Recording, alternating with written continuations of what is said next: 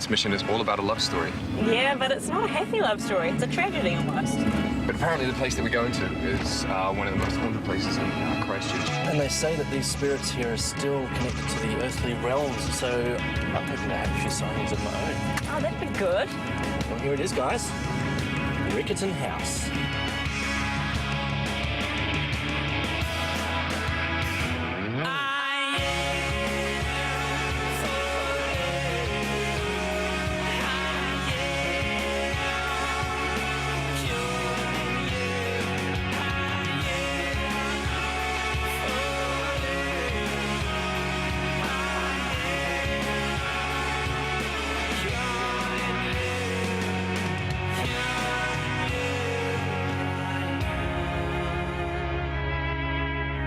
It's always the way that the most beautiful places hide the darkest secrets, and I think that could well be the case tonight.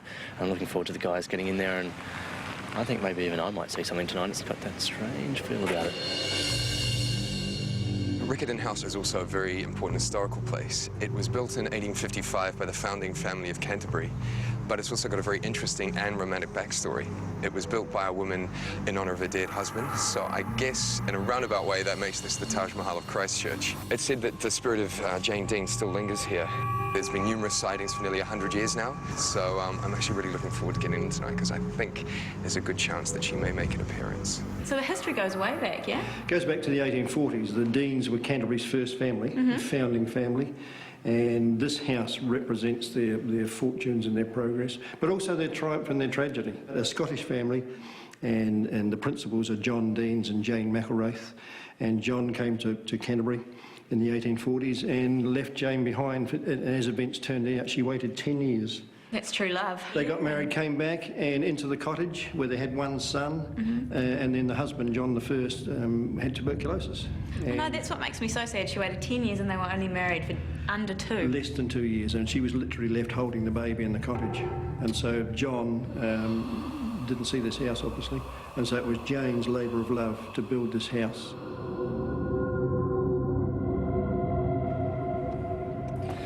The interesting thing about this location is that we're pretty much dealing with one specific spirit who likes to make regular appearances in very specific locations.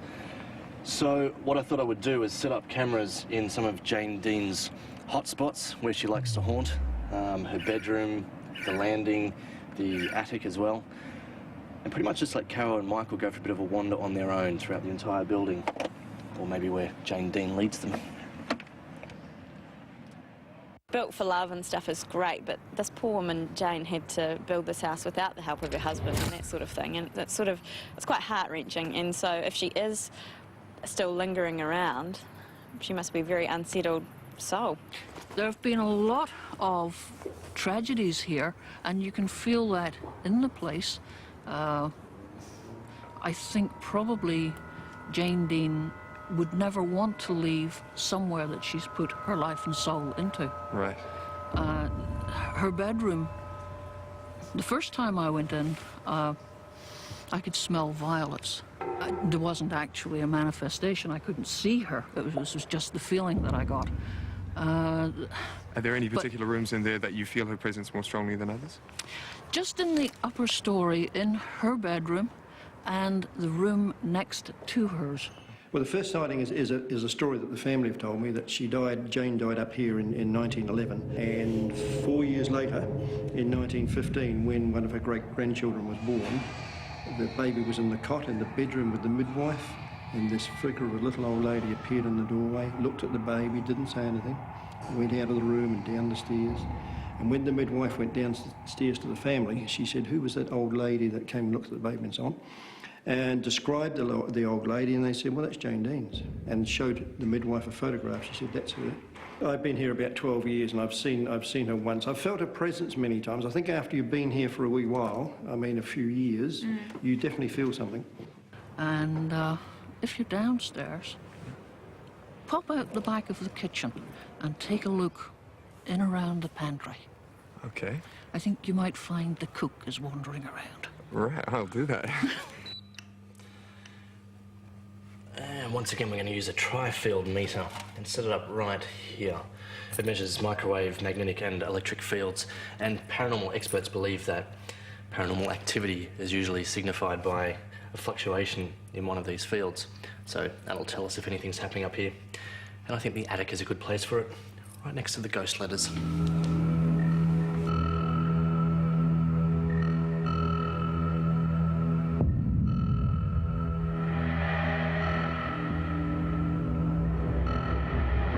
Okay guys, time to sit up. We'll start you off with your helmets.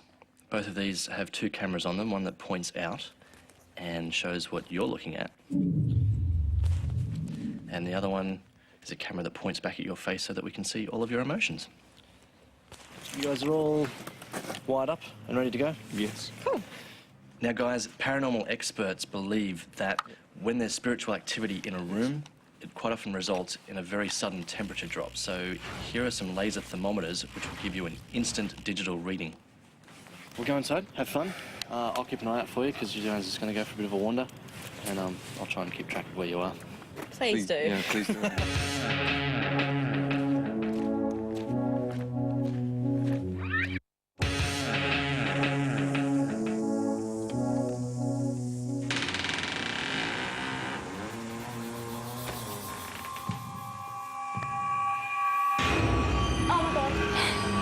can you hear me, Carol? I'm just standing at the bottom of the stairs and amongst this blinking dead animal heads. She hasn't even started yet and she's exceptionally spooked. Can you go into there's the portrait room?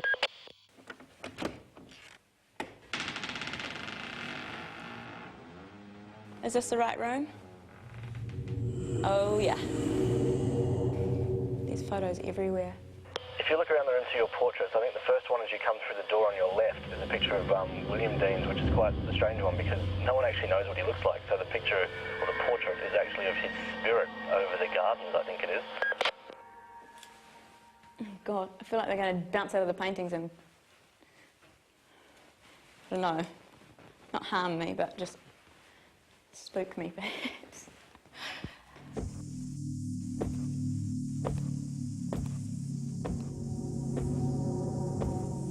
The land that Riccarton House was built on is known by the local Ngāi Tahu as Puturingamutu, which means land of an echo. And this place certainly seems to be full of echoes of the past. If I can get in here.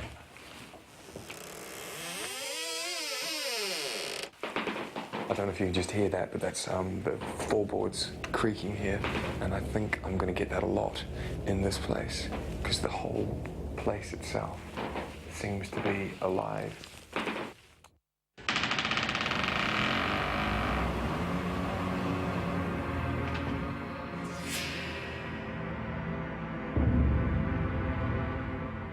Take quite a few photos while you're up around there. I just seem to get a lot of movement in these cameras.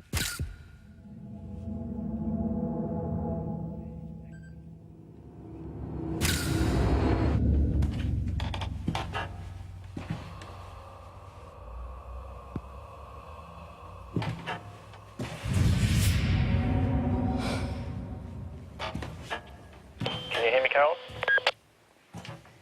Yeah, I can hear you. I don't want to move. If you head pretty much straight ahead, there's a door opposite you. I'm not even sure if it's open. Can you see that? This one here? Yeah, that room there is where the first sighting of Jane was. And there's a fireplace in there that when they were building it, they had the whole place locked. And the next morning when they came in, there was candle wax on the mantelpiece, which was strange because the whole place was locked, it was secure, it was even alarmed. So there's no way anyone could have got in there.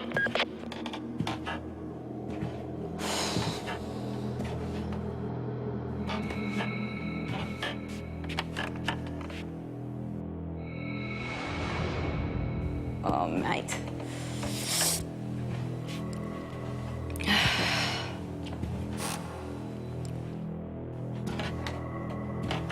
This was Jane's bedroom, wasn't it? Yep, that's the one. I can see you going straight into it.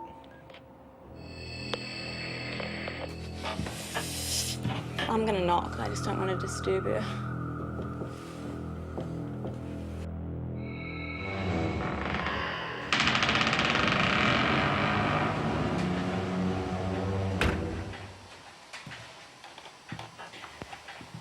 This room was Jane's bedroom for 55 years, which I guess is why there's been sightings of her in this part. That's the part she feels most connected to, perhaps.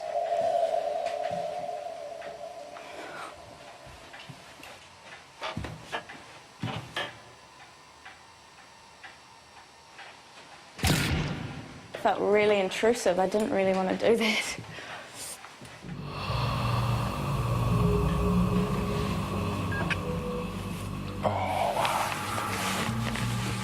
Okay. The temperature just drops completely when I walk in here.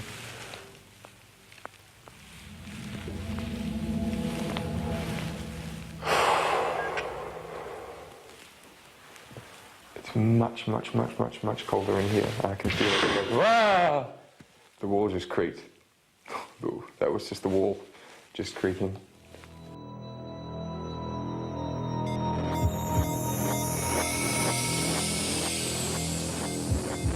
Carolyn, can you hear me? Just at the top of the stairs to your right is the attic. Can you see that? Sure, there is. What do you want me to do? Go there? I'm getting an excessive reading on the tri-field meter. So if you could just go up there and check on that and just give me a reading on that, that'd be cool.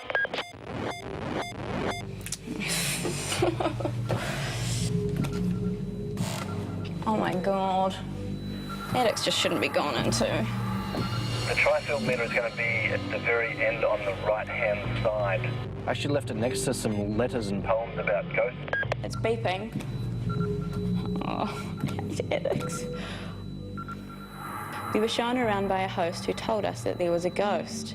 We didn't believe him until we saw dead Granny coming through the door. Are you there, Brad? Can you just take a temperature reading and just take some photos, if that's okay? The temperature is 18 degrees.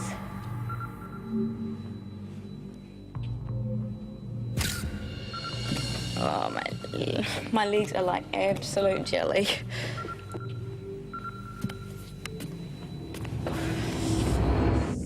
Michael, did Dorothy mention any particular rooms that you should go into? When I spoke to Dorothy, she told me that she got a really strong reading from being down in the cold room or the pantry on the first floor. Do you want me to head down there? That sounds like a good idea. Let me know if there's any dramas down there, and I can guide you back out.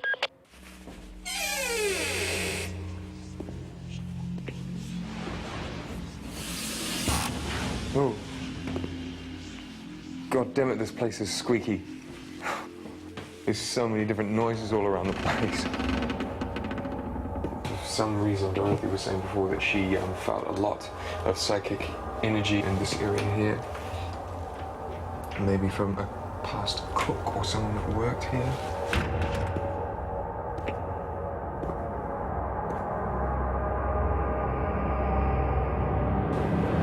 Jane actually had 12 grandchildren, so there needed to be a lot of rooms to take care of them. Oh, goodness. Oh, creaky floors. It's a scrap album. So old. Beautiful.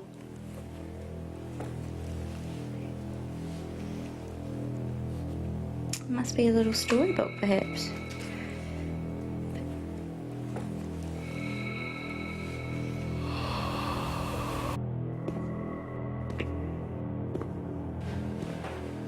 It's so empty in here. There's nothing to be seen. Oh my God! Oh, what is that? It's a lovely wee statue with a thing that... Oh, friggin' heck. What is that? I can tell you a bit about the statue that was carved by Roland Martin. It's of a young 15-year-old boy, an eeler.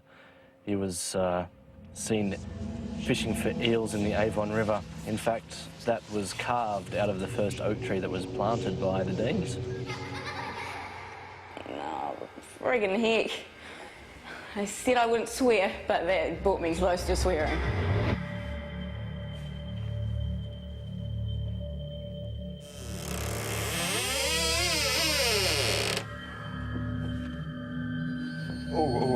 I've got a real rush of cold air right back here.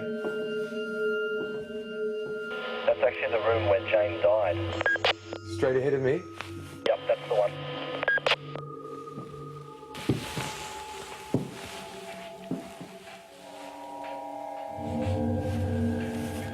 Hello, Jane. I hope you don't mind us being here tonight. Absolutely mean you total respect. I mean, for the house that you built, for the love that you had to your husband and the dedication that you had to build this place and see it through. Ah! Oh, man. Wow. Ah. You all right? Yeah. You. Ah. I feel like we're disturbing her peace. Okay, that's cool. Let's get out of here then, because I don't want to, I really don't want to disturb her peace at all.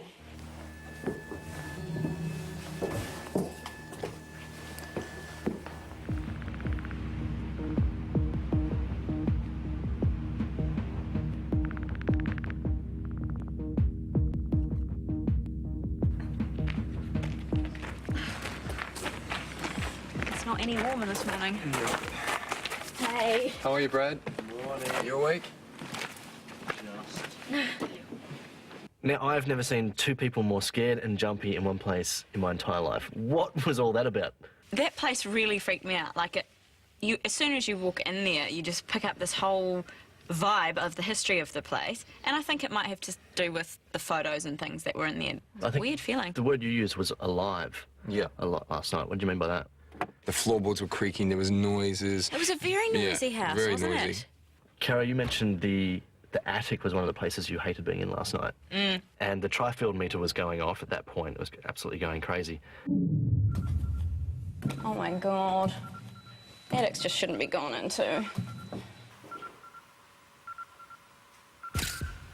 You took quite a few photographs, but this was the only one that had this sort of little bit of, well, what I'd call ectoplasm on the wall there. And the reason it kind of took my attention was because it doesn't seem to be a part of the wall. No. It couldn't possibly be a reflection. It's too solid to be a glare or a flare from any light. It is one of those things whereby if I looked at that photograph on its own, I would You would probably actually dismiss it. pass over it, wouldn't you? But the fact that the tri-field meter was going off at the time, you felt something strange in the room, you start to look at things that are anomalies, even if you can't explain them, and that was just something that came up in no other photograph except for this one, and it happened to be in the attic as well. Now, Michael, you felt something when you walked into the first bedroom from the landing.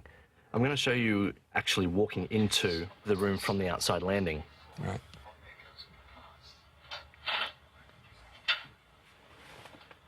And if you watch it, you basically do what anyone does. You open the door and in you go. And you're in there for about 30 seconds. And I've looked through all the other footage, but I don't have another shot of this, even from your helmet cam. But you were well inside at the time. Because the whole place itself seems to be alive. And this happens to you a lot, Michael. I can't explain it. What? Just watch the door there on the right. It's quite bizarre. That is really odd. And I would love to see another angle of it, but it didn't come up on your helmet cam. You were looking the other way at the time. Maybe there was a gust of wind that blew it, but normally if you're at home and there's a gust of wind that blows the door shut, it actually picks up momentum and it slams. It's pretty still out there now, and it was pretty still earlier in the night as well. Yeah. But as I said, there's no other angle of it, so I can't see it, you know. Yeah. It's just in that side of shot there, but a very bizarre thing. Cara, you went for a wander around before you did your walk. This was in the daylight, and you were taking some photos as you were walking up into the veranda, that sort of thing.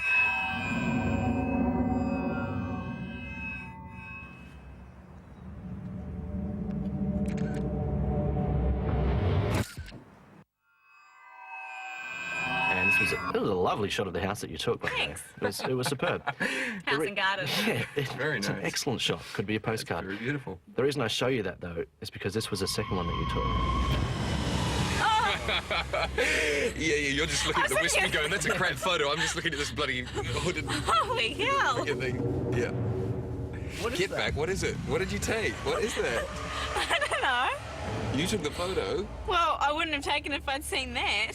Because that's why I showed you the first one, because I was thinking, oh, it's something on the wall there that's, you know, there's a lot of movement. And, but I had to go back to the previous photo to have a look, and there's nothing on the wall. That's not an orb. No, that's That not ain't an no orb. orb. But it's cool that it happened during the day and not at night, because What is it? It's... in paranormal terms, I can explain away orbs and ectoplasm, but Yeah. then you get to something like this, and you start talking in terms of, you know, actual apparitions. Yeah. And I'm not sure whether it's just the movement of you taking the photograph or the movement of the apparition itself. It doesn't look like anything else in the photo, though. It's a completely different color. It's got eyes and a nose and a mouth. None of the other bits in the photo has an eyes and a nose and a mouth. Looks like we've made a bit of a ghost hunter of you, Miss Caro.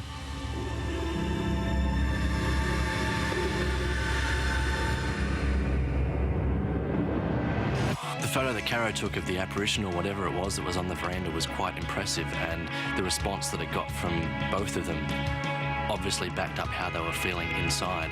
And I think we're getting very close to getting an apparition on video, which is like the holy grail of ghost hunting. Cameras do their job, the digital cameras do their job, and then I do mine, which is to go in and be receptive. And I was highly, for whatever reasons, I felt very, very receptive in there. So I was expecting there to be more of something just because of how much I was feeling. But I mean, you never know. That's what feelings are all about. I guess it's just your intuition, and sometimes you can't see the things that you feel. So that last photo, God, did my head in.